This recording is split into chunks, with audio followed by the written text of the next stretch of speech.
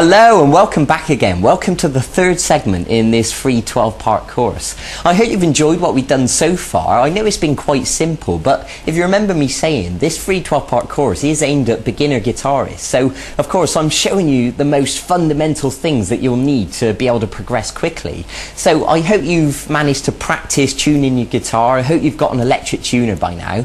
I hope you've practiced playing that little rock and roll riff that we learned a few days ago. And today I'm going to teach you how to play chords. Now, in case you don't know what chords are, it's when you hold more than one note down on the guitar at once and you strum all the strings, like this for example.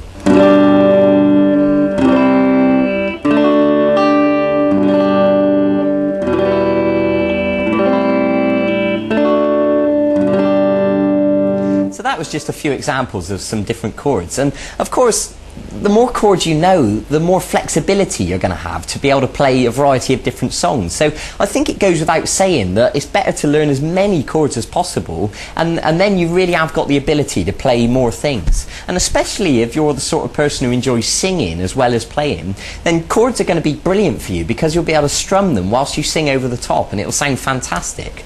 But I want to start today by showing you three chords to begin with. I'm going to show you an E, an A, and a D chord.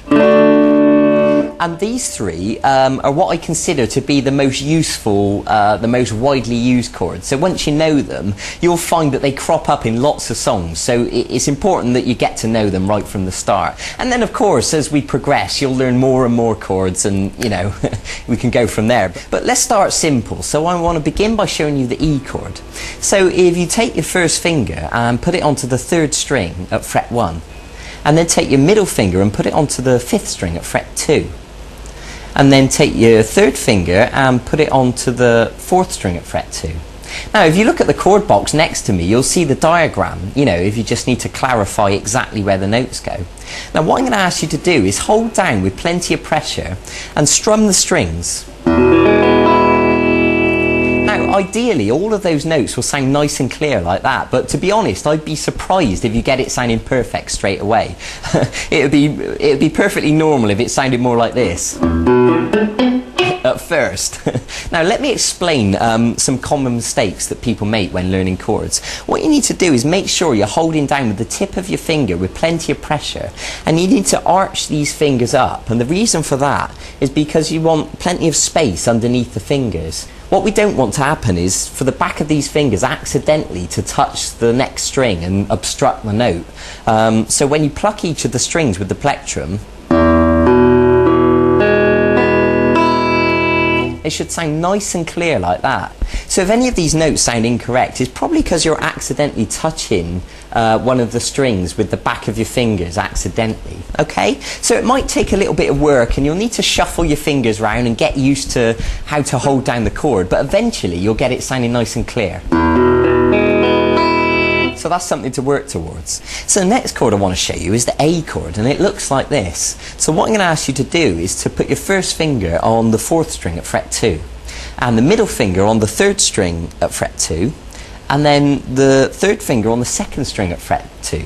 So they're all at fret 2, but unfortunately there's not quite enough room really to fit them all in. Ideally we'd like to get them right next to the fret, but in reality what happens is we end up using them at an angle like this because that's the only way really to squash them in there.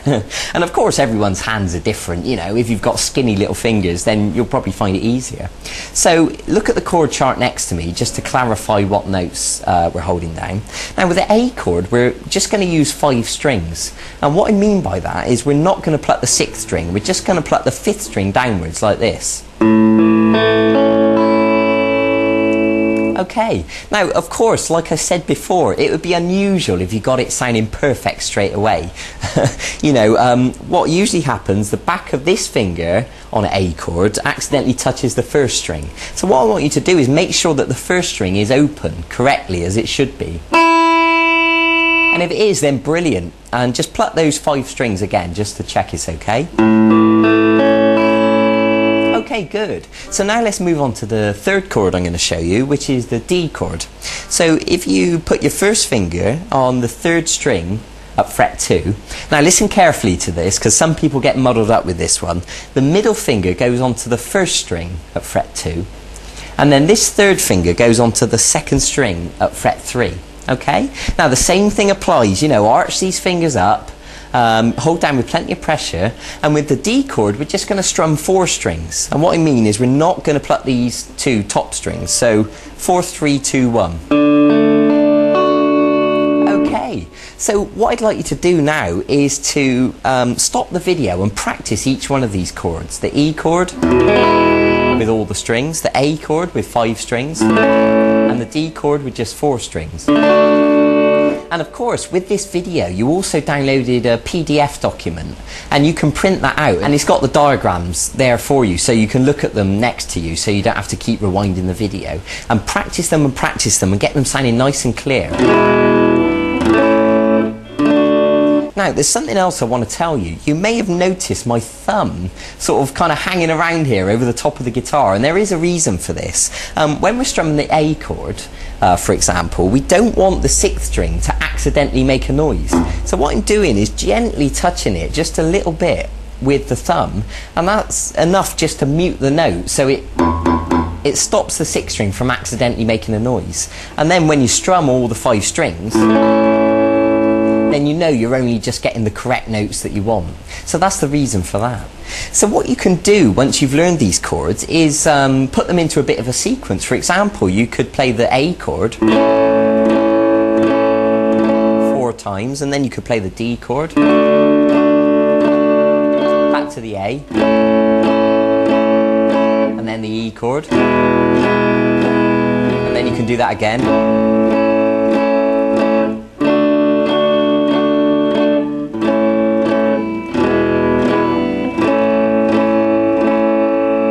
You can begin practicing changing from one chord to the other, and you'll find that you'll get quicker and quicker at changing from shape to shape. Good! So that is a brilliant place to begin with chords. So I suggest you go and practice that now. Go and get on with it. Get them sounding nice and smooth, nice and clean. Practice changing between the shapes. And I'll see you in a few days for the next segment of this e-course. And in the meantime, you can also go and look at the website and look at the archive, and you'll see all the songs that are there. And there's songs like Brown Eyed Girl by Van Morrison, which uses chords, or Oasis songs, or Jack Johnson, or a whole bunch of other stuff. So if you want to jump ahead of yourself a little bit, you can go and have a look and see if there's any songs you'd like to learn. That's fine by me. Okay, so go and get on with it. I'll see you.